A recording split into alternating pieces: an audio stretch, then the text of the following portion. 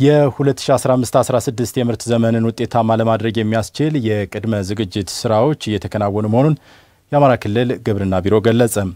በአማራ ክልል ግብርና ቢሮ የተዘጋጀው የሰብል ልማት የአትክልትና ፍራፍሬ እንዲሁም የኤክስቴንሽን የአሰልጣኞች ስልጠና በኮምቦልቻ ተካሂዷል። ደጀን አምባቸው ተጨማሪ አለው። አቶ ካሱ አበበ በሰሜን ሸዋ ዞን ሞረትና ጅሮ ወረዳ የሰብል ልማት ቡድን መሪ ሲሆኑ በወረዳው የመኸር ሰብል ልማት ምርታማነትን ከፍ ለማድረግ በፓኬጅ የተካተቱ አዳዲስ ሐሳቦችና ከምርምር ማዕከላት የሚወጡ የምርምር ስራዎችን ለመተግበር ስልጠና ወሳኝ መሆኑን ያነሳሉ። የተለያየ ምርምር ውጤቶች ሊኖሩ ይችላሉ።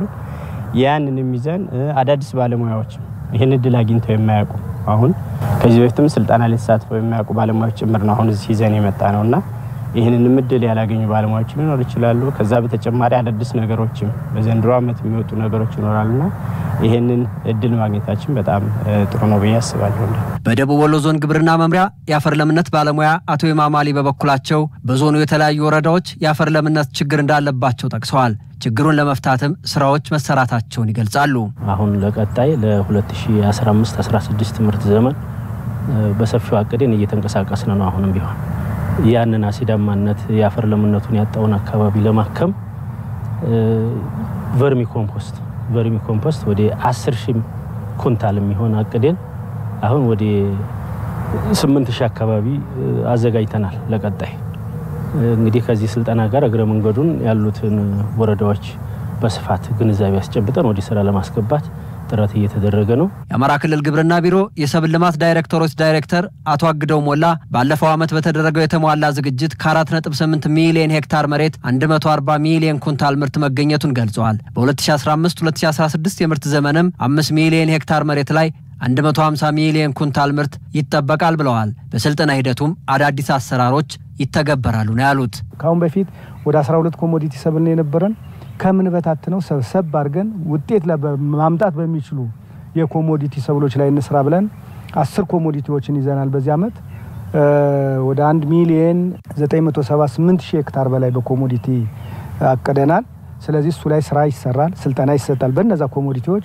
ሁለተኛው ነገር ሰብል ጥበቃ ላይ ሰብል ማልማትን ያህል ስታለማ ሰብል ጥበቃን ማሰብ አለበት። ሌላኛው የአትክልትና ፍራፍሬ ቅመማ ቅመም ስልጠና ይሰጣል። በስራ ስር ስልጠና ይሰጣል። በደጋ ፍራፍሬ ስልጠና ይሰጣል። በቆላ ፍራፍሬ ስልጠና ይሰጣል። እሱ አንዱ ማሳለጫ ነው ተብሎ ይታሰባል። የአማራ ክልል ግብርና ቢሮ ምክትል ኃላፊ አቶ ቃል ኪዳን ሽፈራው በበኩላቸው ቴክኖሎጂና ግብአት አጠቃቀም ትኩረት የተሰጣቸው ጉዳዮች እንደሆኑ ገልጸዋል። አሁንም በየአመቱ ያደገ የምርት ጭማሪ አለ። ነገር ግን መሬታችንና አሁን ካለው ከህዝብ እድገታችን ጋር ሊጣጣም የሚችል የአግሮ ፕሮሰሲንጎች አሉን። አገሪቱ ኤክስፖርት ፈልጋለች። ስለዚህ ምርታማነት ላይ በስፋት መስራት አለብን። ሁለተኛው የቴክኖሎጂና ግብአት አጠቃቀም ላይ በተለይ አፈር ለምነት ጋር ያነሳነው የቴክኖሎጂና የግብአት አጠቃቀም ላይ ለውጥ ማምጣት ይኖርብናል። አሁን ያለው የአየር ሁኔታ አዳዲስ ተባዮች ባልገመትክበት ወቅት የመምጣት የመፈጠር እንዲህ ያጋጥማሉና እነሱ አካባቢ ላይ ለውጥ ማምጣት ይኖርብናል። በተያዘው የመኸር ምርት ሙሉ የግብርና ፓኬጅን ለመፈጸም በትኩረት እንደሚሰራም አቶ ቃል ኪዳን ተናግረዋል። ኮሞዲቲ ላይ በስፋት እንሰራለን ነው። አምና 1.5 አካባቢ ነው የፈጸምነው። በዚህ ዓመት ወደ 2 ሚሊዮን አካባቢ አቀደናል። ኮሞዲቲ ማለት ሙሉ የግብርና አሰራር ክሮፕ የሚፈልገውን መሬት ላይ የማሳረፍ ነው። ስለዚህ በተለይ ፎከስ አድርገህ ሰው ሁሉ ወደዛ ትኩረት አድርጎ እንዲሰራ ማድረግ ይኖርብናል። ሌላው የፍራፍሬ ልማት ላይ ጥሩ አቅም ካላቸው አካባቢዎች አንዱ የአማራ ክልል ነው።